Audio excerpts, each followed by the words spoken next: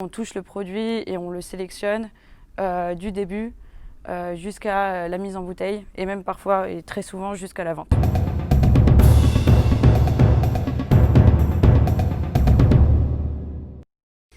Je m'appelle Marianne Gamet, je suis la 4e génération du champagne Gamet, un domaine familial situé dans la Champagne-Ardenne, dans la vallée de la Marne. On travaille en famille, on est récoltant-manipulant. En étant récoltant-manipulant, c'est un gage de qualité dans le sens où on suit notre produit, on touche le produit et on le sélectionne du début jusqu'à la mise en bouteille et même parfois et très souvent jusqu'à la vente. Alors ici on est dans la petite cuverie, anciennement appelée la petite cuverie, aujourd'hui c'est devenu le chai où on entrepose tous les tonneaux. On travaille avec les tonneaux parce que ça permet d'apporter des notes différentes et plus complexes au vin et qui sortent des codes classiques de la Champagne puisque depuis des années, depuis la nouvelle technologie des cuves en inox, on avait perdu justement ce côté de réutiliser les tonneaux. Donc depuis 2007, on travaille avec des tonneaux. Alors ici, on est dans la grande cuverie. C'est là où on a toutes les cuves en inox, tout thermorégulé pour pouvoir contrôler les températures pendant les fermentations ou préserver les vins en cuve. C'est là où on fait nos cuvées, les rives, donc la rive gauche et la cuvée rive droite. L'avantage de la cuve en inox, c'est que c'est complètement neutre, donc ça apporte aucun goût au vin. Ça permet de garder plus de fraîcheur et de faire des champagnes plus accessibles. À l'inverse du tonneau, où le tonneau c'est en bois, donc c'est vivant.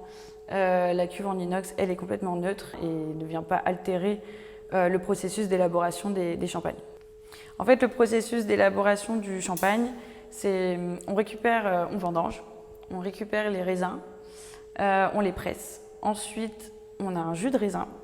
Ça part en cuve ou en tonneau. Ensuite, à partir de ce moment-là, c'est la première fermentation. C'est-à-dire que d'un jus de raisin, on va avoir la fermentation alcoolique qui va permettre de transformer le jus de raisin en vin.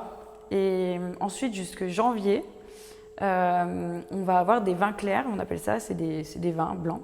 Et en fait, arrivé en janvier, on va faire une grande dégustation, on la fait toujours en famille, et en fait, on appelle ça les assemblages. Et à partir de ce moment-là, on fait nos assemblages ou pas. Parfois, on n'assemble pas les vins ensemble, on les laisse pour n'en faire qu'une seule cuvée. Ou parfois, on les assemble ensemble pour en faire une autre cuvée. Et ensuite, on met ce vin en bouteille, qu'on appelle aussi en jargon champenois le tirage.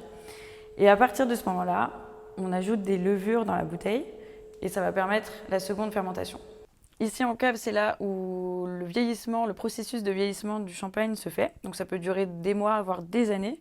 Et en fait, la levure qu'on ajoute lors de la mise en bouteille avec le vin va créer les bulles, l'effervescence. C'est ce qu'on appelle la seconde fermentation.